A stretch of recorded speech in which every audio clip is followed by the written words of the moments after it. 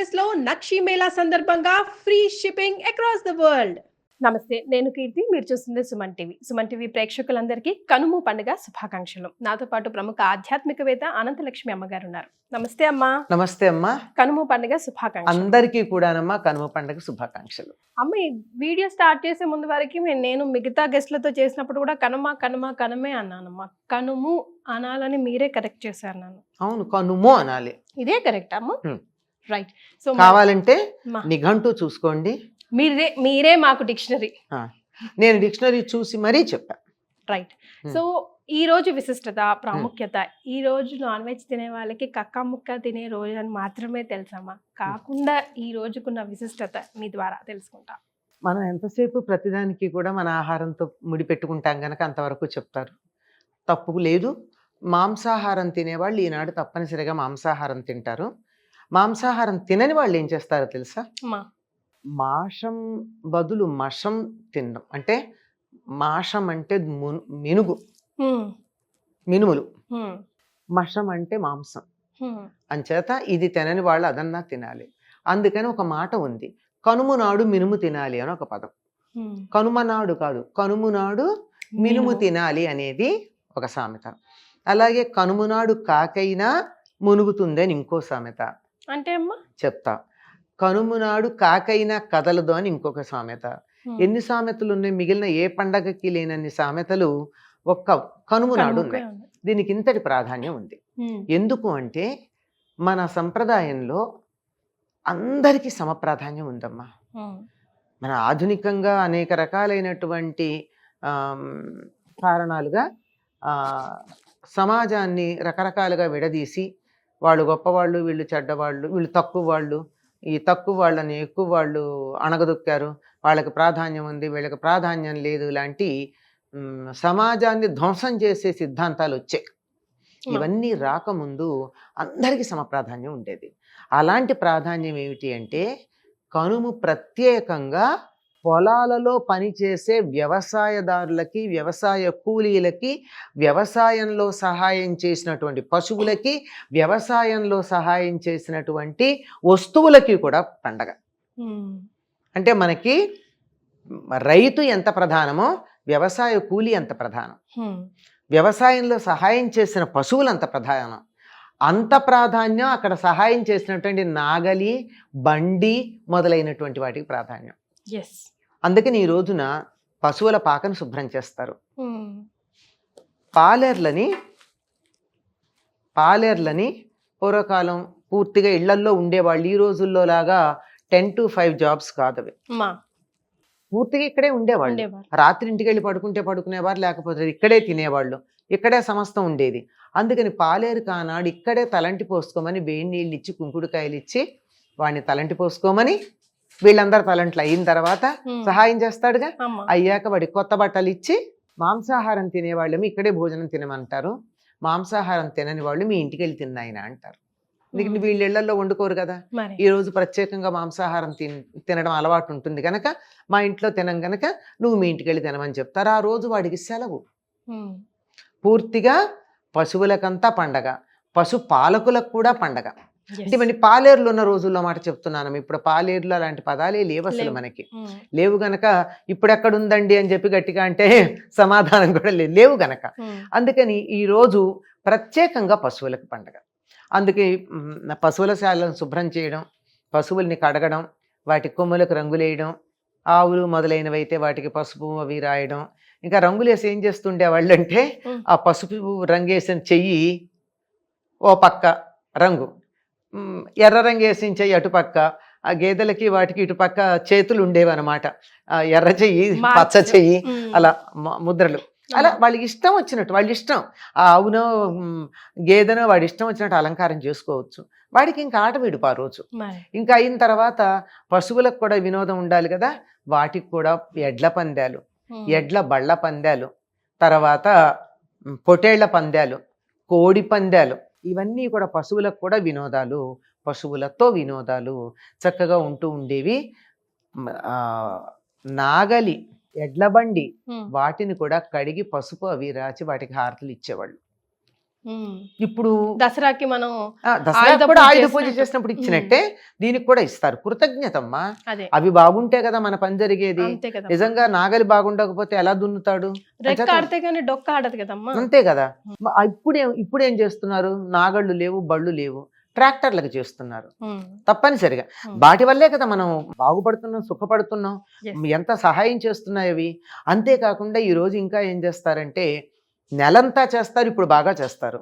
ఈ వరి కంకులు తెచ్చి పొలానికి వెళ్ళి వరి ఎట్లా ఉంది, పంట ఎలా ఉందని చూసుకుంటూ తన పొలంలో కావచ్చు, పక్క పొలంలో కావచ్చు తీసుకుంటే ఎవరు ఏమనరు. కంకులు తెచ్చి వాటిని చాలా అందంగా కుచ్చుల్లాగా కట్టి ఇంటి ముందు కడతారు. కడితే పిచ్చుకలు వచ్చి ఒక్కొక్క గింజ తినెడుతూ ఉంటాయి. ఆ పిచ్చుకలు అలా వచ్చి వెళ్ళిన ఇంటికి ఎంతో శుభం అని చెప్తారు. ఇప్పుడు ఎలా కట్టకపోయినా గానీ కనుమ రోజు ఇప్పటికీ కూడా గోదావరి జిల్లాలో అక్కడ కూడా ఇట్లా కృష్ణా జిల్లాలో కొన్ని ప్రాంతాల్లోనూ కనుమ నాడు గుడికి వెళ్ళి దేవాలయంలో ఈ వరి కంకులు కట్టేస్తారు. అంటే పక్షుల్ని కూడా ప్రకృతి ఉంటేనే కదా, పిచ్చుకలు ఉంటేనే మన పంటలు బాగా పండుతాయి. ఒకప్పుడు చైనా దేశంలో ఒక పిచ్చుక ఎన్ని బస్తాల ధాన్యమో తింటుందని పిచ్చుకలు లేకుండా వేటాడి పిచ్చుకను చంపిన వాళ్ళకి ఇంత డబ్బు అని చెప్పి చాలా జాగ్రత్తగా పిచ్చుకలు లేకుండా చేశారు.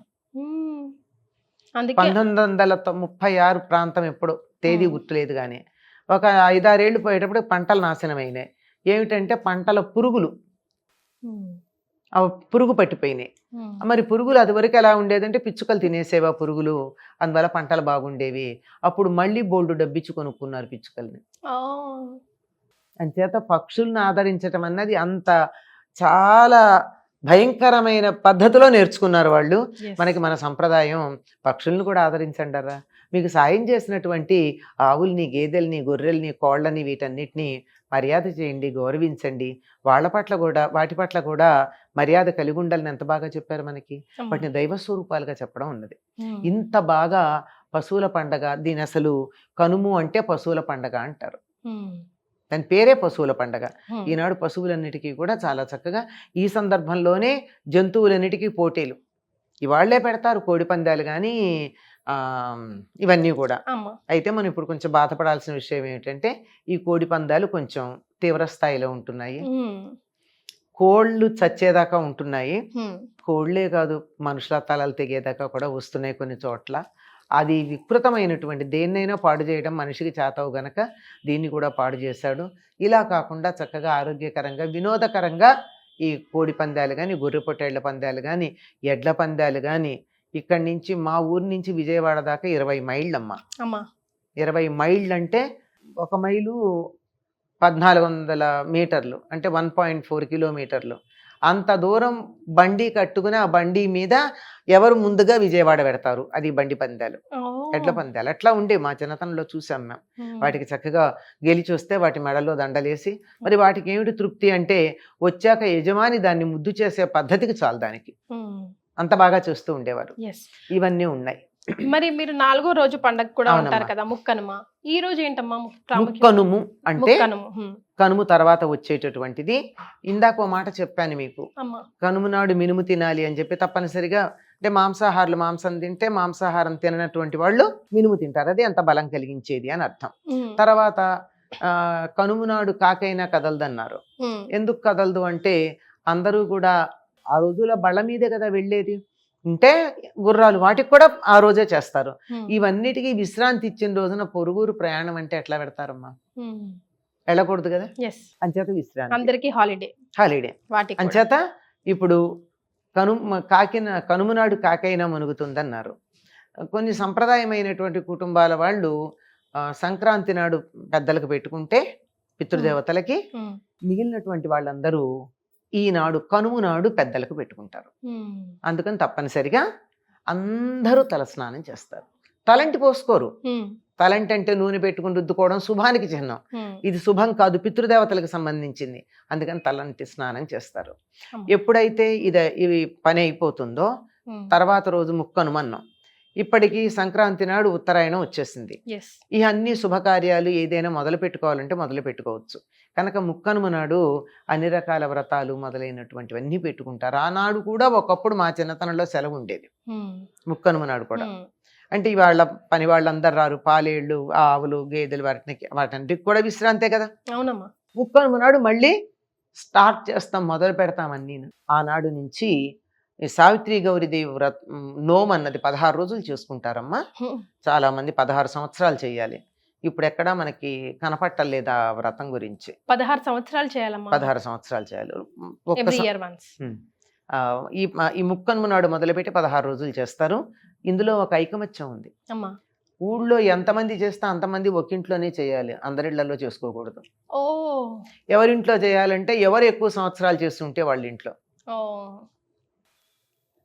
ఇప్పుడు ఒక 10 ఏళ్ళు చేసింది అనుకో ఒక ఆవిడ, మిగిలిన వాళ్ళందరూ ఆవిడింట్లో చేయాలి. 15 ఏళ్ళు చేసిన ఆవిడ ఉంటే వాళ్ళ ఇంట్లో చేయాలి. లేదా ఆవిడ ఎవరి దగ్గర చెప్తే అక్కడ. ముందు రోజు వెళ్ళి కుమ్మరి దగ్గరికి వెళ్ళి, ఇక్కడ మళ్ళీ కులం అని వేరే అర్థాలు తీసుకోకండమ్మా, పూర్వకాలం మాట చెప్తున్నాను. అప్పుడు తప్పనిసరిగా గ్రామంలో ఒక కుమ్మరి ఉండేవాడు, ఊళ్ళో వాళ్ళగా కుండల అవసరాలు తీర్చడానికి. అది వృత్తి అంతే, వేరే కులం అని అనుకోవద్దు. అక్కడికి వెళ్ళి అతడికి చక్కగా బట్టలు అవి ఇచ్చి, దక్షిణ ఇచ్చి, తాంబూలం ఇచ్చి, అక్కడి నుంచి అమ్మవారి బొమ్మ తెచ్చుకుంటారు. అంటే ఎంత గౌరవించారు చూడండి. తీసుకొచ్చి ఆ ఇంట్లో పెట్టి 16 రోజులు ఆ ఊళ్ళో వాళ్ళందరూ కలిసి చేస్తారు. ఇది పద్ధతి అమ్మ. ప్రతి చోట కూడా అన్ని వృత్తుల వారికి సమానమైన గౌరవం ఇచ్చేటటువంటి పద్ధతి మన ప్రాచీన సంప్రదాయంలో ఉండేది, తర్వాత కాలంలో పోయింది. అందువల్ల మనం సమాజంలో రకరకాలైనటువంటి సమస్యలు వచ్చాయి. కానీ మరి వెళ్ళి అక్కడికి వెళ్ళి బొమ్మ తెచ్చుకోవడానికి వెళ్ళి కుమ్మరిసారికి దండం పెట్టి ఆ కుమ్మరికి బట్టలు పెట్టి తాంబూలం ఇచ్చి తెచ్చుకున్నారంటే గౌరవించారా కాదా? డబ్బు తర్వాత మాట, గౌరవం ప్రధానం. ఆ గౌరవం ఇచ్చి తెచ్చుకోవడం ఉంది. ఇలాంటివన్నీ మనకి మన పండగల్లో, వ్రతాల్లో అన్నిట్లో కూడా ఈ సర్వ మానవ సౌభ్రాతృత్వం అనే దానికన్నా మించి సర్వ జీవ సమానత్వం అనేది కనపడుతుంది. ముఖ్యంగా ఈ 3 రోజు పండుగల్లో మనం నేర్చుకోవాల్సింది అదే కదమ్మా. అంతేనా. చాలా సంతోషమమ్మా. మరొకసారి కనుమ పండుగ శుభాకాంక్షలు అందరికీ కూడానమ్మా. అందరికీ అంటే మనుషులకే కాదు, జంతువులకి, ప్రకృతికి అన్నిటికీ కూడా క్షేమం ఉండాలి. అవి బాగుంటేనే మనం బాగుంటాం గనక సర్వే జనా కాదు, సర్వే జీవా సుఖినో భవంతు అని అనుకుందాం. చాలా సంతోషమమ్మా. ధన్యవాదాలు.